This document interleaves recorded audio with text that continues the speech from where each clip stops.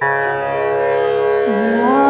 कुन्देन्दुतुषारहारधवला या शुभ्रवस्त्रावृता या वीणावरदण्डमण्डितकरा या श्वेतपद्मासना। नमस्कार। मैं सुरभि भारती हुंबल कला सुरभि में आप सभी का स्वागत करती हूँ। दोस्तों, आज मैं आपको एक ऐसे कलाकार से मिलवाने जा रही हूँ जिन्होंने हिंदुस्तानी संगीत के क्षेत्र में अपना कार्य किया है और वह इस समय इसी क्षेत्र में कार्यरत भी है। श्रीमती प्राची व्यास जी, जो कि संस्कृति म्यूजिक क्लासेस की डायरेक्टर है। प्राची जी, मैं आपका स्वागत करती हूँ। धन्यवाद जी प्राची जी, जैसे मैं आपको काफ़ी समय से जानती हूँ और आप हमारी एकेडमी के साथ भी काफ़ी समय से जुड़ी हुई हैं। जी। मैं सबसे पहले यह जानना चाहूँगी प्राची जी कि आपने अपनी शुरुआत कि आपको हिंदुस्तानी संगीत के क्षेत्र में ही कार्यरत रहना है, या आपने कब सोचा, या आपका इस संगीत के प्रति रुझान कैसे शुरू हुआ, उसके बारे में आप कुछ बताइए। हाँ, तो एक्चुअली मेरे घर में जो है वो शुरू से संगीत का वातावरण था। जी जी। मेरे दादाजी फ्लूट और हारमोनियम प्ले करते थे। उसके साथ साथ फिर जब मैं छोटी थी तो बुआ के साथ छोटे छोटे जो बच्चों के गाने होते हैं वो सीखे। उसके बाद धीरे धीरे मम्मी ने देखा कि हाँ, इसको है इंटरेस्ट, तो उसे बढ़ावा देना चाहिए। उस हिसाब से फिर संगीत की शिक्षा शुरू हो गई मेरी। और फिर धीरे धीरे अखिल भारतीय गांधर्व महाविद्यालय से मेरा विशारद हुआ। विशारद के बाद फिर मैंने ग्रेजुएशन भी म्यूजिक में किया है और उसके बाद एमए नागपुर से किया, नागपुर यूनिवर्सिटी से। तो इस तरह से धीरे धीरे बढ़ता गया, इंटरेस्ट भी बढ़ता गया। जी दीदी, दीदी मैं आपसे ये चीज़ जानना चाहूँगी कि जैसा कि मैं जानती हूँ कि आपकी जो भी शिक्षा है संगीत की, वो नागपुर से हुई थी। आपका जहाँ आपका मायका है, बट आपने अपना जो ये करियर है संगीत का, उसको ज़्यादा मतलब ज़्यादा विस्तृत हम एक तरीके से कहेंगे तौर पर आपने अपने विवाह के बाद शुरू किया। तो आप जी। उसके बारे में कुछ बताइए कि कैसे आपने विवाह के बाद इसे एज अ करियर ऑप्ट किया और आपने आगे बढ़ना शुरू किया। शादी के बाद जब यहाँ आई तो मेरे ससुर जी को बहुत इंटरेस्ट था, तो उन्होंने मुझे बोला कि नहीं, तुम चुप घर में नहीं बैठना है, तुम्हें कुछ तो करते रहना है, तो तुम अपना म्यूजिक स्टार्ट करो। तो तब उस टाइम मेरे पास 3 से 4 बच्चे आते थे जिनको मैं ऐसे ही सिखाती थी विदाउट फीस। फिर धीरे धीरे देखा कि उनमें इंटरेस्ट नहीं आ रहा है, क्योंकि पेरेंट्स में जो होता है कि हाँ बेटा जाओ सीखो, ये चीज तब मुझे दिखाई नहीं थी। फिर धीरे धीरे मैंने कम कर दिया। मैंने कहा नहीं, यहाँ तो कोई माहौल ही नहीं दिख रहा है कि हाँ, किसी को इंटरेस्ट भी नहीं है क्लासिकल म्यूजिक में। सब लोग सोचते हैं कि जाएं और 1 महीने में मेरा बच्चा एकदम परफेक्टली गाने लगे, तो ये तो पॉसिबल है नहीं, चाहे कोई भी कला हो। तो इस वजह से फिर बीच में ब्रेक लग गया और उसके बाद बच्चे हुए। बच्चों के बाद फिर जब मैंने अपनी बड़ी बेटी को भरतनाट्यम के लिए भारती दीदी के पास भेजा, तब मैंने भारती दीदी की प्रेरणा से फिर से अपनी क्लासेस शुरू किए और बस तब से जो गाड़ी चल पड़ी है तो बढ़िया है। जी बिल्कुल दीदी, हम इसी क्षेत्र के जैसे कहते हैं ना कि जैसे हम नृत्य क्षेत्र से है और आप संगीत क्षेत्र से है, और एक दूसरे के सहयोग के बिना कला के क्षेत्र में आगे बढ़ना थोड़ा सा असंभव सा हो जाता है। संगीत एकदम सही बात है फिर भी। जी एक्चुअली संगीत में कहा ही जाता है गीतम वाद्यम तथा नृत्यम त्रयम संगीतम उच्यते, यानी जी तीनों को मिला के ही संगीत बनता है। जी कोई बिल्कुल। एक चीज संगीत नहीं हो सकती। जी एक तरह से हम ये भी कह सकते हैं कि नृत्य संगीत एवं वादन तीनों का समावेश एक तरह से संगीत कहलाता है। हाँ। दीदी मैं आपसे ये जानना चाहूँगी कि जैसे कि आप हमारे दर्शकों को बताइए कि हिंदुस्तानी संगीत के बारे में बताइए कि हिंदुस्तानी संगीत के बारे में, जैसे कि लोगों को इतना नॉलेज नहीं है, इतना ज्ञान नहीं है, तो आप उस बारे में हमें कुछ बताइए। हाँ। हिंदुस्तानी संगीत जो होता है वो अपने हिंदुस्तान के यानी भारत कि उत्तर प्रदेश में, यानी भारत का मिडिल आता है महाराष्ट्र, और महाराष्ट्र से लेके ऊपर तक, यानी हम कहेंगे दिल्ली या यूपी, हरियाणा, इस साइड में पूरा ऊपर की साइड में उत्तर प्रदेश में जो संगीत गाया बजाया जाता है उसे उत्तर भारतीय संगीत पद्धति कहते हैं। और इस ये और कर्नाटक की यानी दक्षिण भारतीय संगीत पद्धति, इसमें कुछ ज्यादा डिफरेंस नहीं है। सुर भी वही है, लय भी वैसे ही चलती है। हाँ, तालों में थोड़ा सा डिफरेंस है, गाने की स्टाइल में थोड़ा सा डिफरेंस है, और बाकी कुछ भी नहीं है। जी तो अगर और वैसे कहा जाए तो दक्षिण भारतीय संगीत से उत्तर भारतीय संगीत सीखने में ज्यादा आसान है। आसान है। जी बिल्कुल दीदी। दीदी मैं आपसे यह प्रश्न करना चाहूँगी कि जैसे आजकल के जो बच्चे हैं या युवा हैं, वो भी करियर म्यूज़िक, डांस या कोई भी एक्स्ट्रा करिकुलर एक्टिविटीज़ है उसमें अपना करियर बनाना चाहते हैं, तो हिंदुस्तानी जी। संगीत में उनको अपना करियर बनाने के लिए क्या करना चाहिए? हिंदुस्तानी संगीत में अगर उनको अपना करियर बनाना है तो उन्हें रियाज की बहुत ज्यादा जरूरत है, क्योंकि आजकल के बच्चे मैंने देखा है कि अब मैं भी एक म्यूजिक टीचर हूँ, मेरे घर में भी क्लासेस चलते हैं, तो उस हिसाब से बच्चों को जिनको मैं सिखाती हूँ वो यहाँ आके तो सही से प्रैक्टिस करते कर लेते प्रैक्टिस। हैं, लेकिन जी जैसे ही वो घर पहुंचे अपना बैग उठा के रख दिया, नेक्स्ट टाइम जब क्लास रहेगी तब तब उठाएंगे और उठाएंगे। क्लास में आएंगे। सही बात। ये जो चीज है ये गलत है। अगर किसी को सही में सचमुच इंटरेस्ट है म्यूजिक में और उसमें करियर करना चाहते हैं तो रियाज की बहुत ज्यादा जरूरत है। ज़रूरत है। हम ये नहीं कहते कि पूरा दिन आप रियाज करते रहो, लेकिन कम से कम 24 घंटे में आप आधा घंटा या 1 घंटा तो रियाज के लिए दे ही सकते हैं, जी जो कि हम टीवी देखने में या मोबाइल में फालतू टाइम पास करने में जो टाइम गवा देते हैं, जी उसको सही रास्ता अगर देना है तो ये एक चीज है, हम इस टाइम पे हम रियाज करें। जी और बिल्कुल। रियाज बिल्कुल सा स्वर का रियाज करना रियाज है, होना चाहिए। उसके साथ ओम। जी जी मेन रियाज यहीं से स्टार्ट होता है, फिर धीरे धीरे बढ़ता है। तो अगर सही में बच्चे कुछ करना चाहते हैं संगीत में तो रियाज सबसे जरूरी है। जी जी बिल्कुल। दीदी आपने बहुत ही सही बात बोली रियाज को लेकर, कि जो ये रियाज है वो बहुत ही महत्वपूर्ण होता है। किसी भी व्यक्ति को कोई भी चीज़ सीखनी हो, चाहे वो पढ़ाई हो, चाहे वो नृत्य हो, चाहे वो पेंटिंग हो, कोई भी कला सीखनी हो, या फिर अगर हमें नॉर्मल पढ़ाई भी करनी हो, तो 100% हमें अपना ध्यान उस पर रखना चाहिए, फोकस करना चाहिए और कॉन्सेंट्रेशन बहुत प्रैक्टिस। जरूरी है। हाँ, रियाज करना, प्रैक्टिस करना, जो कि आजकल सबको लगता है कि हर चीज़ इंस्टेंट हो जानी चाहिए, कि आज ही हम गाए और कल ही हम स्टेज पे गाने लगे, बट इसके पीछे बहुत ही कड़ी मेहनत, बहुत ही कड़े परिश्रम की आवश्यकता होती है। दीदी मैं आपसे ये पूछना चाहूँगी कि जैसा कि आपने अपने गुरु से संगीत की शिक्षा ली है, तो उनकी कोई ऐसी आपको बात याद है, या ऐसी कोई शिक्षा जो उन्होंने आपको दी हो या आपसे बोला हो कि आप ऐसा आगे इसको फॉलो करना, जो आपको आज तक याद है और जिसको आज भी आप अपने संगीत सिखाने में जिसको आप जिसका उपयोग करते हो, ऐसी कोई बात हमें बताइए। जी।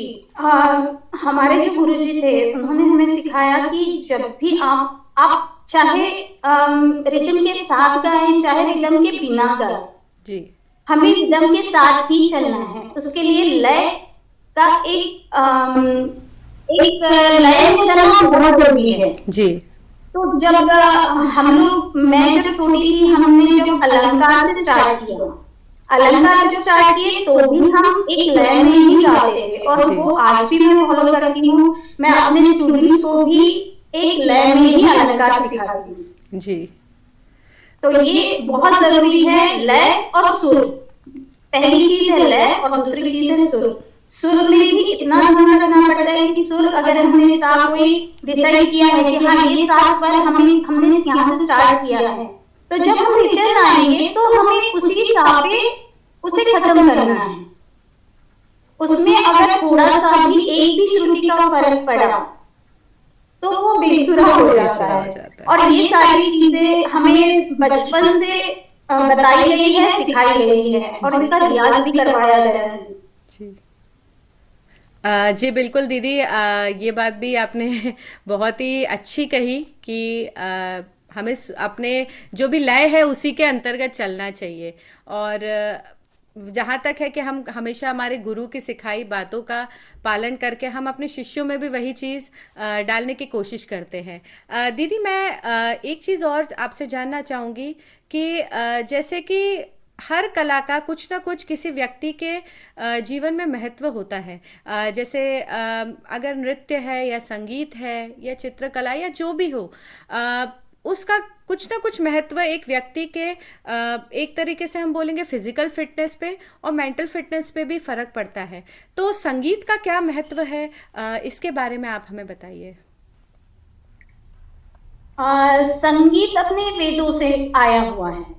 तो वेद जब गाए जाते हैं तो हमें जो मन शांति मिलती है, वही संगीत संगीत भी हमें मिलती है। जी तो सबसे पहली चीज तो ये है कि संगीत से हमें मेंटली पीस मिलता है। मिलता है। दूसरी चीज है कि जब हम गायन सीखते हैं या कोई भी कला सीखते हैं तो उससे हमारा कॉन्सेंट्रेशन बढ़ता है। जी कि हमें ये चीज अगर करनी है तो हमें उसमें थोड़ा सा भी कुछ भी गलती ना हो, इस पे ध्यान रखना है। और अगर हमारे आजू बाजू में क्या हो रहा है क्या नहीं हो रहा है, इससे हमें कोई लेना देना नहीं है। जैसे हम कोई गाना भी गाते हैं, एक ग्रुप बैठा है, ग्रुप में हम गाना गा रहे हैं, बाकी लोग बातें कर रहे हैं, हमें कोई लेना देना नहीं है उससे। हम अपना काम कर रहे हैं और हमें जो हम गाना गा रहे हैं उसमें हम पूरी तरह से लीन हैं। जी ये चीज बहुत महत्व रखती है कि हम कितना कॉन्सेंट्रेटेड रहते हैं उस चीज पे। हाँ, एक तरह से अनुशासित करता है वो बच्चों को या जो भी संगीत सीख रहा है। नेक्स्ट है ब्रीदिंग एक्सरसाइज, जी जो डांस के साथ भी होती है और गायन के साथ भी होती है। डांस में फिजिकली भी एक्सरसाइज होती है और ब्रीदिंग एक्सरसाइज भी होती है, क्योंकि डांस में भी हमें पूरा बॉडी का स्ट्रक्चर अपना, हाँ, डांस में भी चलता है। और उसके साथ साथ जब हम गाना गाते हैं तो गाने में भी हमारी पूरी बॉडी वर्क करती है, जबकि हम उठ के डांस ना करें तो भी। जी तो ऐसा पूरा अब कह सकते हैं कि ये जो कोरोना काल अभी चल रहा है जी उसमें एक फिटनेस देने के लिए गायन, नृत्य और कोई भी कला अपने पास होना बहुत जरूरी है आज के काल में। जी जी बिल्कुल। जी दीदी, आपने जैसे कोरोना की बात की कि कोरोना काल चल रहा है, तो मैं आपसे जानना चाहूँगी, जैसे कि अभी ऑफलाइन क्लासेस कंडक्ट नहीं की जाती तो आप भी ऑनलाइन क्लासेस लेते होंगे, तो आपको उसमें क्या फ़र्क पता चला? मतलब जैसे आप ऑनलाइन क्लासेस लेते हैं तो कैसे लेते हैं उसे? सुरभि, एक्चुअली जब ऑफलाइन क्लासेस चलते थे तो वो एक अलग माहौल भी बनता था। 4 बच्चे आके एक ग्रुप के साथ रहना, शेयरिंग करना, ये चीज अलग होती थी। लेकिन आजकल जो ऑनलाइन क्लासेस है उसमें ऐसा हो जाता है कि ना हम ताल के साथ गा सकते हैं, ना हारमोनियम के साथ ताल वाद्य भी नहीं यूज कर सकते, और सुर वाद्य भी यूज नहीं कर सकते। तो उसके लिए वही चीज है कि हमारा सुर परफेक्ट होना चाहिए। जी तो मैं भी अपने स्टूडेंट्स को यही बताती हूँ कि बेटा आपके पास अगर कोई सुर वाद्य है तो उसके सुर के साथ ही आप प्रैक्टिस शुरू करिए। और वैसे ही प्रैक्टिस मैंने करवाई है। और जो मेरे एकदम स्टार्टिंग वाले बच्चे थे जो एकदम सारे गामा से स्टार्ट होते थे, ऑनलाइन क्लासेस में थोड़ा सा नुकसान ये है कि मुझे हर बच्चे को अलग अलग अलग अलग हर चीज बार बार बतानी पड़ती है। वैसे वो एक दृष्टि से अच्छा ही है कि मैं हर बच्चे का वॉइस अलग से सुन सकूं, जी लेकिन इंटरनेट कुछ फायदे भी है कुछ नुकसान भी है। टाइम बहुत ज्यादा लग जाता है एक एक क्लास में, जी बस। जी और बाकी तो कुछ नहीं, बाकी तो सब जैसे हम चलाएंगे वैसे हैं सुरभि। जी एक तरह से कहा जाए तो इस कठिन समय में किसी का कार्य रुका नहीं है ऑनलाइन हाँ, के थ्रू। ये चीज बहुत इम्पोर्टेंट है क्योंकि मेरी कुछ सहेलियां हैं जो हमेशा बोलती रहती हैं कि अम, तुमने तो म्यूजिक सीख लिया, बहुत अच्छा किया कि तुम्हारे पास एक कला है, तुम्हारा काम तो बंद नहीं हुआ कम से कम, हम तो घर पे बैठे हैं। हाँ ये एक चीज है, जी क्योंकि जॉब कई लोगों के बहुत बड़ा नुकसान हुआ है, कई लोगों की जॉब छूट गई है, बहुत बहुत बुरी परिस्थितियां हैं। किसी किसी घर में तो एक अकेला इंसान काम कर रहा है और उसकी अगर जॉब छूट जाए तो बहुत बहुत बड़ा नुकसान हो बहुत जाता नुकसान है। होता है। ये सारी चीजें ध्यान में रखते हुए कला हमारे जीवन में जरूर शामिल होनी चाहिए, चाहे वो कोई भी कला हो। जी बिल्कुल वैसे ही आपने बिल्कुल सही बोला कि ये समय बहुत अभी कठिन चल रहा है और आशा करते हैं और ईश्वर से यही प्रार्थना है कि ये समय जल्द से जल्द समाप्त हो जाए और लोग वापस पहले की तरह अपना जीवन व्यतीत कर सके, पहले की तरह काम पे जा सके, एक रूटीन बन जाए सबका काम पे जाने का, अपने कार्य करने का। प्राची जी मैं आपसे एक सवाल पूछना चाहूँगी। जैसा कि आपने कहा कि आप श्रीमती भारती हुंबल जी जो कि भरतनाट्यम की प्रख्यात नृत्यांगना हैं, उनके साथ आपने उनके एकेडमी में संगीत से अपने संगीत से सहयोग दिया। तो मैं आपसे जानना चाहूँगी कि जैसे कि वह प्रसिद्ध गुरु हैं, तो उनसे आपको कुछ सीखने को मिला, उनसे कभी ऐसा कुछ हुआ कि उन्होंने जैसे आपने कहा कि प्रेरणा, वो मेरी प्रेरणा रही है, तो ऐसी जी, कौन सी प्रेरणादायक ऐसी कभी कोई उन्होंने बात कही हो, वो आप हमारे दर्शकों को बताएं ताकि उन्हें भी उससे कुछ सीखने को मिल सके। हमारी भारती दीदी, अब वो दीदी दीदी से ज्यादा तो मम्मी है, क्योंकि हर चीज जो माँ ध्यान रखती है वो भी ध्यान रखती है।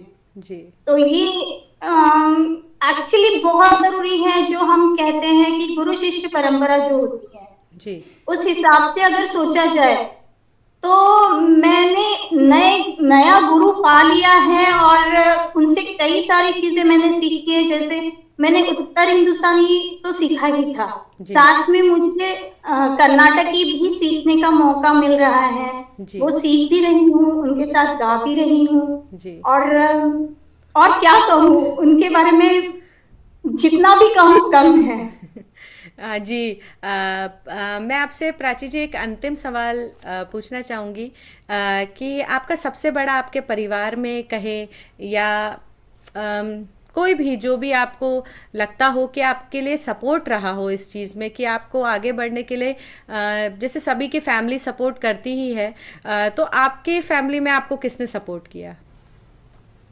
ठीक है, मैं स्टेप बाय स्टेप बताती हूँ। बिल्कुल बिल्कुल सबसे पहला सपोर्ट रहा मेरे मम्मी पापा का। जी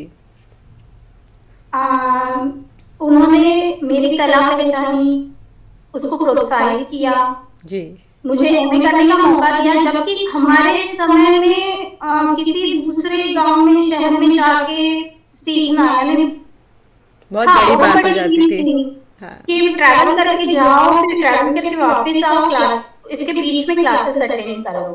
तो ये बहुत बड़ी चीज थी जो मेरे मम्मी पापा ने, जिसके लिए मुझे परमिशन दी स्पेशली। जी उसके बाद शादी के बाद हस्बैंड और स्पेशली मेरे इन लॉज, जिन्होंने पूरा सपोर्ट दिया मुझे। उसके बाद मैं नाम लेना चाहूंगी हमारी भारती दीदी का, क्योंकि बीच में मैंने क्लासेस बंद कर दिए थे, जैसा मैंने पहले भी बताया। जब मैंने अपनी बेटी को क्लासेस ज्वाइन करवाए भरतनाट्यम के, तब उन्होंने एक नॉर्मली मुझसे पूछा कि आप क्या करते हैं। मैंने कहा कुछ नहीं, बस क्लासेस लेती थी, अब तो बंद कर दिए हैं। तो उन्होंने बोला क्या तुम मेरे साथ गाओगी। मैंने कहा ठीक है, मैं एक बार घर में पूछ लेती हूँ फिर बताती हूँ। घर वालों ने हाँ कर दी। तो बस मुझे चांस ही चाहिए था कि कुछ नया सीखने को मिले। तो आपके लिए तो मैं बोलूंगी कि सबसे ज्यादा मुझे किसी ने प्रोत्साहित किया होगा तो वो है भारती। क्योंकि शादी के बाद, बच्चे बड़े होने के बाद, एक उम्र के बाद जब हम कुछ करना चाहते हैं तो ये बहुत बड़ा प्रोत्साहन हो जाता है। जी बिल्कुल बिल्कुल। इवन आज मैं अगर एक स्कूल में जॉब कर रही हूँ तो वो भी भारती दीदी की बदौलत है। उन्होंने ही मुझे प्रेरित किया कि नहीं तुम कर सकती हो और तुम करो। जी बिल्कुल, आप जो कह रही हैं प्राची जी, और एक चीज मोटिवेशन। छूट गई सुरभि, मेरी दो छोटी छोटी नन्ही परियां भी हैं हाँ, वो दोनों तो है ही। जिन्होंने मुझे हमेशा बोला है कि नहीं मम्मी आप करिए, करिए। हम संभाल लेंगे। जी तो ये सारे लोग हैं जो मुझे हमेशा प्रेरणा देते रहते हैं कि हाँ तुम करो, हम सब बाकी का संभाल लेंगे। जी बिल्कुल। आपने जैसे बोला प्राची दी, मोटिवेशन एक बहुत ही महत्वपूर्ण चीज़ होती है, इम्पॉर्टेंट चीज़ होती है। प्रोत्साहन, किसी भी व्यक्ति को अगर ज़रा भी प्रोत्साहन मिले किसी भी कार्य को करने के लिए, चाहे वो उम्र हमारी चाहे कितनी भी हो गई हो या फिर हमारा ज्ञान हो, मगर हम आगे करना चाहते हैं बट हमें प्रोत्साहन नहीं मिल रहा हो, तो वह सही, बहुत ही मुश्किल चीज़ हो जाती है। तो सबसे बहुत मुश्किल हो सबसे जाता इम्पोर्टेंट है। है प्रोत्साहन। कोई अगर एक वाक्य भी कह दे कि नहीं तुम कर सकती हो, तो बस उतना ही काफ़ी होता है, मुझे लगता है, बहुत हो आगे बढ़ने जाता के है वो, लिए। उसके बिना तो सब अधूरा हो जाता है। बिल्कुल। कोई हेल्प करे चाहे नहीं करे, लेकिन आप अगर इतना बोल दीजिए कि हाँ तुम करो, हो तो जाएगा बहुत और सपोर्ट तुम हो कर जाता है। सकती हो, जी तो ये बहुत बड़ी बात हो जाती है। जी बिल्कुल। प्राची जी, आज आपसे बात करके बहुत ही अच्छा लगा।